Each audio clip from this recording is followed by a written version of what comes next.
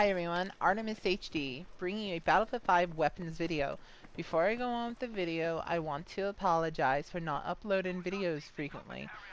There are personal reasons. One reason is that I haven't been feeling well, and another reason is I've had some issues in real life too, so I do apologize there. Also, I do apologize for not uploading any weapons video or vehicle videos. If you would like me to talk about a weapon on Battlefield 5 or any vehicle on Battlefield 5, let me know in the comments below. Thank you. Anyway, on with the video. So in this video, we'll be going over two American weapons that saw action during the Second World War with the U.S. Marines in the Pacific Theater. They are the M1941 Johnson Rifle and the Johnson Light Machine Gun. Both firearms were designed and developed by a man named Melvin Johnson. Melvin Maynard Johnson Jr. was a captain before World War II, a captain in the United States Marine Corps Reserves. He also attended Harvard Law School to be a lawyer. During some time, Johnson decided to design a semi-automatic rifle that was the prototype design of the later, his famous rifle, that sadly was not famous during World War II, though it was a great rifle to begin with, the M1941 Johnson Rifle. The reason why Johnson designed this rifle was that in 1936, the famous and most infamous M1 Garand or Grand Rifle was adopted by the United States military. Johnson thought that the M1 rifle was a faulty rifle. Indeed, there were reasons why he thought this, and I will talk about them later in the video. Johnson fought to get his rifle adopted by the United States Army, but sadly, they just wouldn't adopt his rifle over the M1 that was recently adopted already. It would be a waste of manpower, money, time, and resources to replace the M1. So they weren't going to replace John Garand's rifle. Plus, John Garand's rifle was a great rifle. But in the end, so was Johnson's rifle. Both rifles would finally face off in a field test after Johnson went to Congress to fight for his rifle to be adopted. So in the end, they were tested. Both worked well in their own ways, and both showed very great improvements over one another. But in the end, Johnson's rifle ended up being, or I could say both rifles ended up being, unique to one another, and also would equal to one another in the same way. It means that the final results were they were great rifles. The only thing that is different is that the M1 was a gas-operated rifle, and the M1941 Johnson Rifle was a short recoil operated rifle. Both were very unique in loading certain ways, from each of them having different bolt mechanism, but Johnson developed a bolt mechanism that had multiple lock and lugs that wouldn't do the full rotation like Garand's bolt would. And it would be, because it was short recoiled, the Johnson rifle had also a reciprocated barrel that actually helped push part of the bolt mechanism.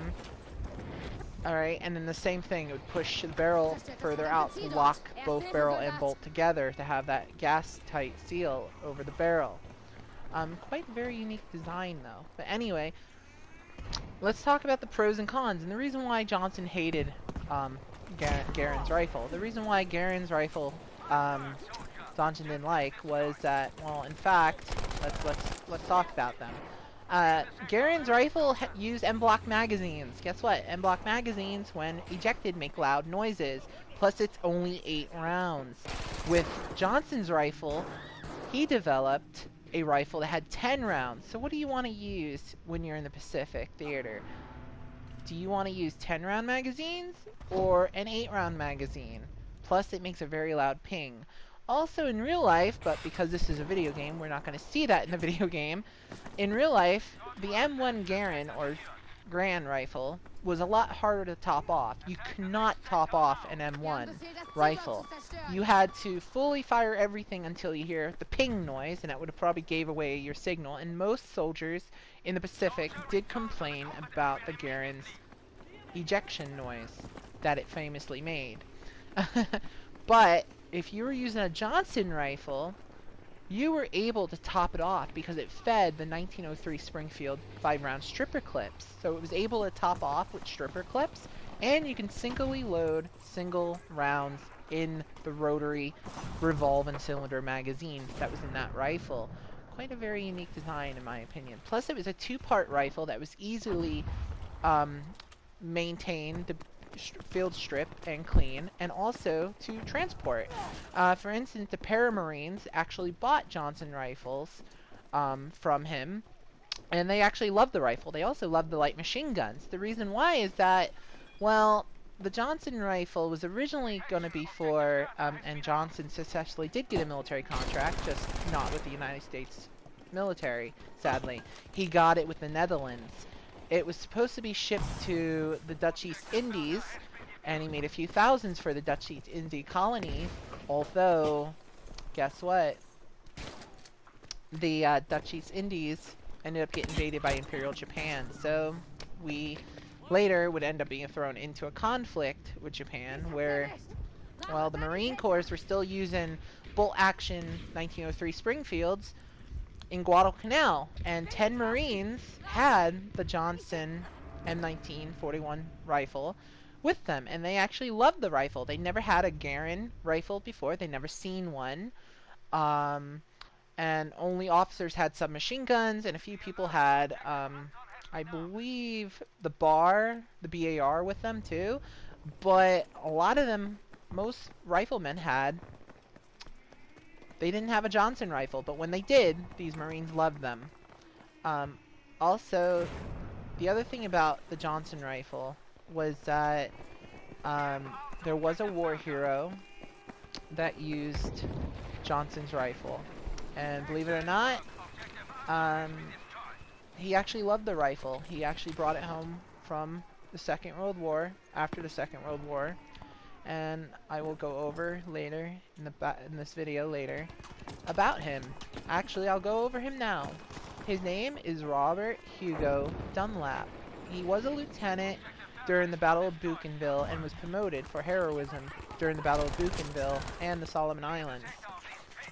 Later, as a captain, he performed his heroic acts of valor beyond the call of duty during the Battle of Iwo Jima, where, guess what rifle he had? He didn't have an M1 Garand or Garand rifle. He was using the M1941 Johnson Rifle. With the Johnson rifle, he credited the rifle saved his life more than one occasion during the Pacific Theater campaign. And I just want to let everyone know that if you live in Illinois, and I do apologize for not naming the city or town that he's from, but there is a village, in the town square or park, there is a monument of Robert Hugo Dunlap, and he also was a Medal of Honor recipient. He got a lot of medals, actually. He was very heavily decorated for being being a hero, and he was a brave man for that. So I do want to say thank you so much, Robert. Thank you, really. But anyway, and there was other Marines that used his rifle too. Johnson's M1941 Johnson Rifle was used, and Marines loved them. And this is a picture of Robert right here being given the Medal of Honor. And I don't know about you guys and girls, but, you know, when the Pacific Theater DLC does drop in a month or so, or a week from now, or whatever, I want to know what you guys think. Do you think, like, I know we're excited for the M1 rifle, but are you guys excited if we see the Johnson rifle? I don't know about you, but I would love to see if DICE Stockholm, Sweden, please, can we get 100 likes on this video? Can we get 1,000 likes on this video? I really would love to see the Johnson rifle added to Battlefield 5. Please, thank you. You all are awesome. I love you all. This is Artemis HD. I'll see you all later on the battlefield.